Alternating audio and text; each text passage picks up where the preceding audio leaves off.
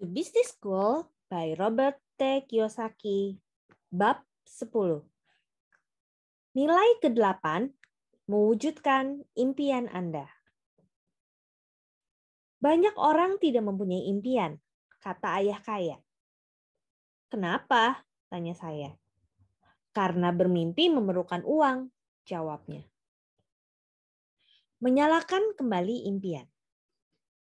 Saya dan Kim pernah menghadiri pertemuan ketika produser puncak sebuah perusahaan pemasaran jaringan memamerkan rumah besarnya seluas 1.581 meter persegi dengan garasi yang bisa menampung 8 mobil dan 8 mobil yang memenuhinya, limusinnya, serta semua mainannya yang lain.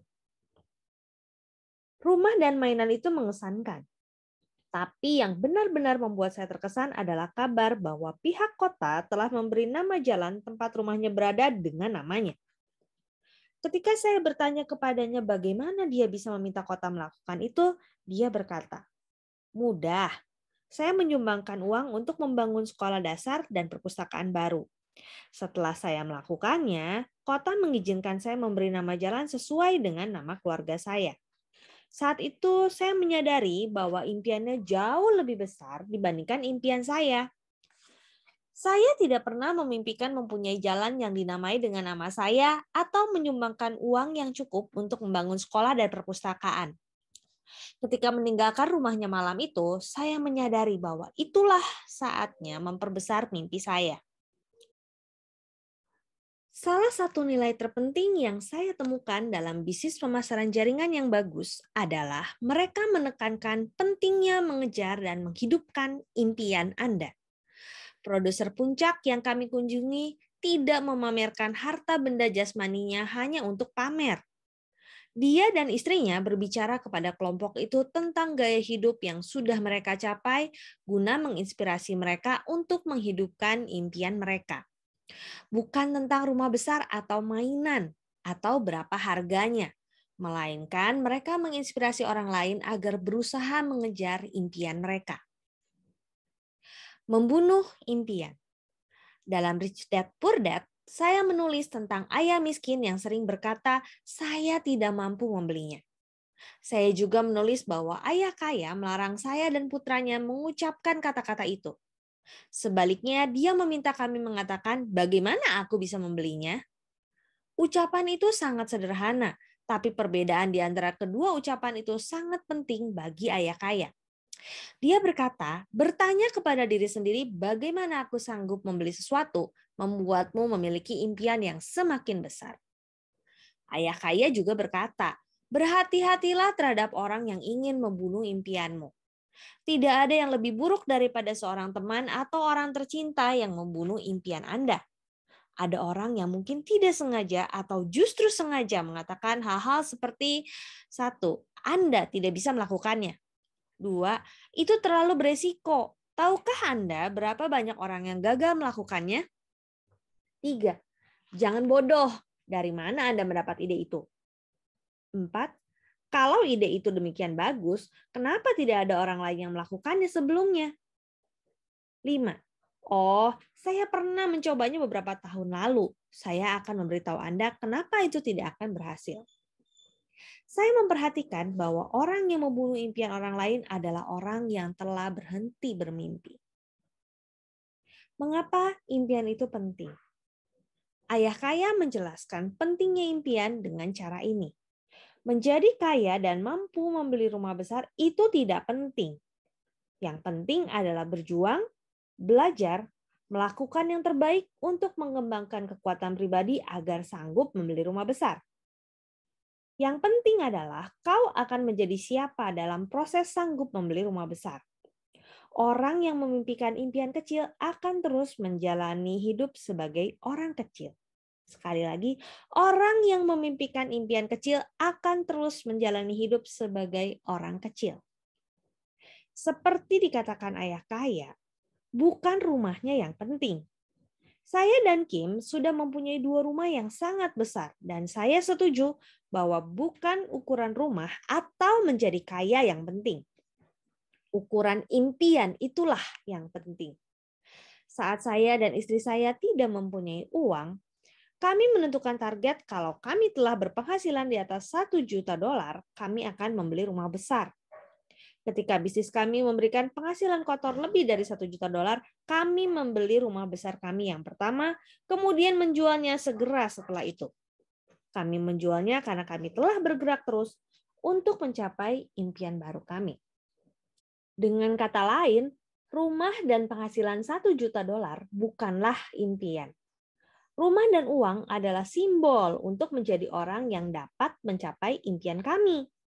Kini kami kembali memiliki sebuah rumah besar dan kembali rumah hanyalah merupakan simbol dari impian yang kami capai. Rumah besar kami bukanlah impiannya. Impiannya adalah kami harus menjadi siapa dalam proses itu. Ayah kaya mengatakannya dengan cara ini. Orang besar mempunyai impian besar dan orang kecil mempunyai impian kecil. Kalau kau mau berubah, mulailah dengan mengubah ukuran impianmu. Ketika saya tidak mempunyai uang dan kehilangan sebagian besar uang saya, ayah kaya mengatakan, jangan pernah membiarkan kemunduran keuangan sementara ini memperkecil ukuran impianmu. Visi impianmu yang akan menarikmu melalui periode kehidupan yang sulit ini. Dia juga berkata, tidak punya uang itu hanya sementara, sedangkan miskin itu terus-menerus. Meskipun kau tidak punya uang, tidak dipungut biaya apa-apa untuk bermimpi menjadi kaya. Banyak orang miskin berada dalam keadaan miskin karena mereka telah berhenti bermimpi. Berbagai jenis pemimpi. Ketika saya SMA, ayah kaya menjelaskan bahwa ada 5 macam pemimpi. 1. Pemimpi yang bermimpi di masa lampau. Ayah kaya berkata ada banyak orang yang pencapaian terbesarnya dalam hidup terjadi di masa lalu. Al Bundy dari komedi situasi TV Married with Children adalah contoh klasik dari seseorang yang impiannya berada di belakang mereka. Bagi Anda yang mungkin tidak mengetahui pertunjukan itu, Al adalah seorang pria dewasa yang masih menjalani kembali hari-harinya di sekolah menengah. Saat dia menjadi bintang rugby yang mencetak 4 touchdown dalam satu pertandingan. Itu merupakan contoh dari seseorang yang terus-menerus bermimpi di masa lampau.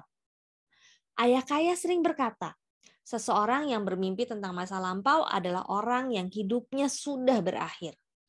Orang itu perlu menciptakan impian di masa depan supaya bisa kembali hidup. Bukan cuma mantan pemain rugby yang hidup di masa lampau. Contoh lain dari orang yang masih hidup di masa lampau adalah mereka yang masih merasa puas mendapatkan nilai bagus, menjadi raja atau ratu pesta dansa di sekolah, lulus dari universitas bergengsi, atau menjadi anggota militer. Dengan kata lain, hari-hari terbaik mereka berada di belakang mereka. 2. Pemimpi yang hanya mengimpikan impian kecil. Ayah kaya berkata, jenis pemimpi ini hanya akan memimpikan impian-impian kecil karena mereka ingin merasa yakin mereka dapat mencapainya. Masalahnya adalah, meskipun tahu bahwa mereka dapat mencapainya, mereka tidak pernah mencapainya. Jenis pemimpi ini tidak terlalu masuk akal bagi saya hingga suatu hari saya bertanya kepada seseorang, kalau uang Anda tak terhingga, kemana Anda akan bepergian? Jawabannya adalah, saya akan terbang ke California untuk mengunjungi kakak perempuan saya. Saya belum bertemu dengannya selama 14 tahun. Dan saya akan senang bertemu dengannya, terutama sebelum anak-anaknya bertambah besar. Itu liburan impian saya. Saya kemudian berkata, tapi itu hanya membutuhkan biaya $500. Kenapa Anda tidak melakukannya hari ini? Oh, saya mau, tapi tidak hari ini. Saat ini saya terlalu sibuk. Setelah bertemu dengan orang ini, saya menyadari bahwa pemimpi jenis ini lebih umum daripada yang saya kira. Orang-orang ini menjalani hidup dengan memiliki impian yang mereka tahu mereka dapat mencapainya, tapi mereka seolah-olah tidak pernah bergerak untuk menghidupi impiannya. Kelak dalam hidupnya, Anda akan mendengarnya berkata, Anda tahu, seharusnya saya sudah melakukannya bertahun-tahun yang lalu, tapi saya tidak pernah mempunyai kesempatan melakukannya. Ayah kaya berkata, jenis pemimpi ini seringkali adalah yang paling berbahaya. Mereka hidup seperti kura-kura, makan dan minum dalam ruangan yang tenang. Kalau kau mengetuk cangkang mereka dan menyentuh salah satu lubang, mereka sering menyerang dan menggigitmu. Pelajarannya adalah, biarkanlah kura-kura pemimpi itu bermimpi. Kebanyakan tidak pergi kemana-mana dan mereka tidak keberatan dengan itu. 3. Pemimpi yang telah mencapai impian mereka dan belum menentukan impian baru. Seorang teman suatu saat berkata pada saya, 20 tahun yang lalu, saya bermimpi menjadi dokter. Saya sudah menjadi dokter dan sekarang saya bosan dengan kehidupan. Saya senang menjadi dokter, tapi ada sesuatu yang kurang. Ini adalah contoh tentang seseorang yang dengan sukses telah mencapai impiannya dan terus hidup dalam impian itu. Kebosanan biasanya merupakan tanda bahwa sudah waktunya menentukan impian baru. Ayah kaya berkata, banyak orang berhasil mencapai profesi yang mereka impikan saat masih SMA. Masalahnya, mereka telah keluar dari SMA selama bertahun-tahun. Sudah saatnya menentukan impian baru dan petualangan baru. 4. Pemimpi yang mempunyai impian besar tapi tidak mempunyai rencana bagaimana mencapainya, sehingga akhirnya mereka tidak mencapai apa-apa. Saya rasa kita semua kenal dengan orang yang termasuk dalam kategori ini. Mereka adalah orang-orang yang mengatakan, saya baru saja melakukan terobosan besar. Saya akan menceritakan rencana baru saya. Atau, kali ini segala sesuatunya akan berbeda. Atau, saya sedang memulai lembaran hidup baru.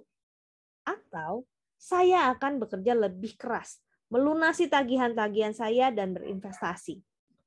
Atau, saya dengar ada perusahaan baru yang hadir di kota ini dan mereka mencari orang dengan kualifikasi yang saya miliki. Mungkin ini merupakan kesempatan besar bagi saya. Ayah kaya berkata, sangat sedikit orang yang mencapai impian mereka sendirian. Orang seperti ini sering berusaha mencapai banyak hal, tapi kemudian berusaha dan melakukannya sendiri. Orang seperti ini harus tetap mempunyai impian besar, menentukan rencana, dan mendapatkan tim yang akan membantu membuat impiannya menjadi kenyataan. 5. Pemimpi yang mempunyai impian besar, mencapai impian itu dan terus mempunyai impian yang lebih besar. Saya pikir kebanyakan dari kita ingin menjadi orang seperti ini. Saya tahu saya ingin. Salah satu hal yang paling menyegarkan yang terjadi pada saya ketika menyelidiki beberapa bisnis pemasaran jaringan adalah menemukan diri saya mempunyai impian yang semakin besar. Bisnis itu mendorong orang untuk memiliki impian besar dan mencapai impian besar mereka. Banyak bisnis tradisional tidak menghendaki orang mempunyai impian pribadi. Berulang kali saya bertemu dengan orang yang mempunyai teman atau bekerja di perusahaan yang secara aktif membunuh impian orang. Saya mendukung industri pemasaran jaringan karena itu merupakan industri yang terdiri dari orang-orang yang benar-benar menginginkan orang mempunyai impian besar. Kemudian membantu mereka menciptakan rencana bisnis, menyediakan pelatihan, mengajari disiplin, kemudian mendukung mereka mewujudkan impian mereka. Kesimpulan, jika Anda adalah orang dengan impian besar dan senang mendukung orang lain mencapai impian besar mereka, bisnis pemasaran jaringan pasti merupakan bisnis untuk Anda. Anda dapat memulai bisnis Anda paruh waktu pada awalnya. Kemudian setelah bisnis Anda berkembang, Anda dapat membantu orang lain memulai bisnis paruh waktu mereka. Bisnis dan orang yang membantu orang lain membuat impian mereka menjadi kenyataan merupakan bisnis yang layak dikerjakan. Apa impian besar Anda? Saat ini, penting bagi Anda untuk meluangkan waktu dan berpikir, bermimpi, serta menuliskan mimpi-mimpi itu. Tuliskan mimpi-mimpi Anda di kertas. Setelah menuliskan mimpi-mimpi Anda mungkin ingin mendiskusikannya dengan seseorang yang dapat mendukung Anda mewujudkannya. Mungkin itu adalah orang yang memberi Anda buku ini. Sedikit nilai tambahan. Bab ini menutup bab-bab personal saya yang membahas apa yang saya rasa adalah nilai tersembunyi dalam bisnis pemasaran jaringan. Dalam bagian lampiran ada 2 nilai tersembunyi tambahan. Yang satu dari Kim, dan yang satu lagi dari Certified Public Accountant dan Rich Dad Advisor Tom Wheelwright.